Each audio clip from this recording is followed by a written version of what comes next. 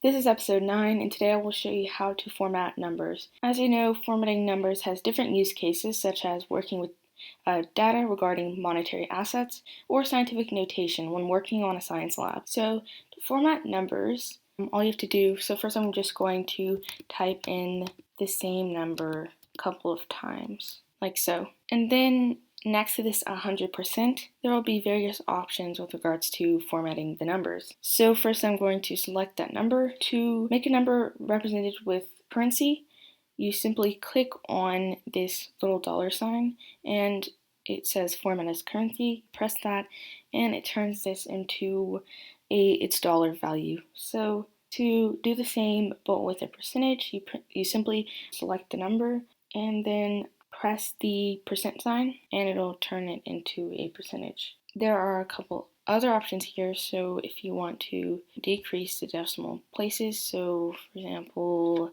if I have 4.9786, if I want to, first I'm going to increase the decimal places, so it shows me those decimal places, and if I want to decrease, I just press the arrow going to the left. Now, with regards to customizability, there are a couple of things you can do there. So if I select this, if I go to this 1, 2, 3, it gives you more formats. So you just click on it.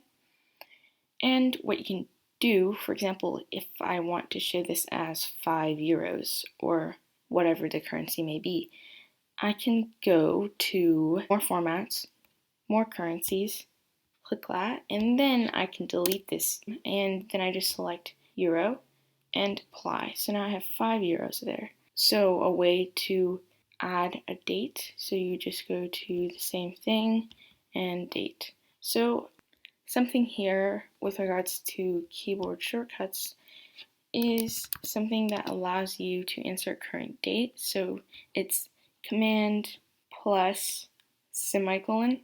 So if I do that right now, plus semicolon, that will give me current date. So I'm going to move it over here. You can simply change this by going to 1, 2, 3, and then adding the date. And you can also customize the date. You're going to more formats, more in time format. So if I want something like that, I'm going to apply that, select it, and then select the newly made. So anything that you customize or make, it'll be towards the bottom. So I just select that and it'll change my format. To continue learning about Google Sheets, make sure to check out the other episodes on Google Sheets. And if you're all caught up, make sure to check out the videos that I make every Wednesday and Friday. Please make sure to like this video and subscribe to my channel. Thanks for watching. See you in the next video.